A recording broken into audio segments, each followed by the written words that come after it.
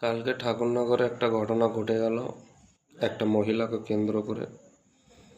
তো মহিলাটা এতটা জঘন্য যে ওই ধরনের ড্রেস পরে ওইখানে এসেছে। আর আমার আরেকটা দুঃখ, সেখানে হচ্ছে ওকে একটু ভালো করে মালিশ করা হলো না। সেরকম লোকই ছিল না যারা ওকে একটু ভালো করে মালিশ করে দেবে। আমার তো মনে হয় ওই মহিলাটা ওখানে এসেছে ওই মুখ্যমন্ত্রীর ঘোষণা করা 10 লাখের লোভে। বলেছিল না যে কারো যদি ধর্ষণ হয়ে যায় তাহলে তাকে 10 লাখ টাকা দেবে মুখ্যমন্ত্রী, রেট ফিক্স করেছিল। সেখানে এখনো মমতা বালাও ছিল, রাজনীতি করছে মেলার সময়, একটা অনুষ্ঠানের সময় সেখানে রাজনীতি করতে পিছু পা হচ্ছেন না সেই মমতা বালা,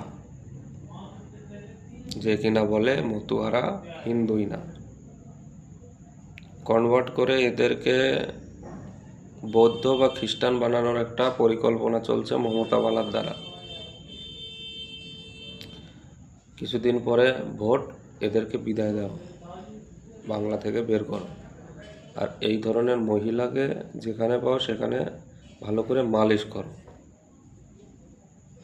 এখন রাজ্যের পরিস্থিতি কি, দেশের পরিস্থিতি কি, সেটা একবার কল্পনা করা উচিত এদের। জামা কাপড় তৈরি হয়েছে শরীরকে ঢাকার জন্য, সেটাই যদি তোর জামা কাপড়ে না ঢাকে তাহলে সে জামা কাপড় পরার কি দরকার তোর? পরে এসে তুই কান্নাকাটি করবি পুলিশের সামনে, মিডিয়ার সামনে, আমাকে এ করে ফেলেছে, আমাকে ও করে ফেলেছে। ধুলাই দেওয়ার দরকার ছিল ভালো করে। পুলিশের কাছে যে লাঠি ছিল ওই লাঠিতে তেল লাগিয়ে ভালো করে বেরোনির দরকার ছিল।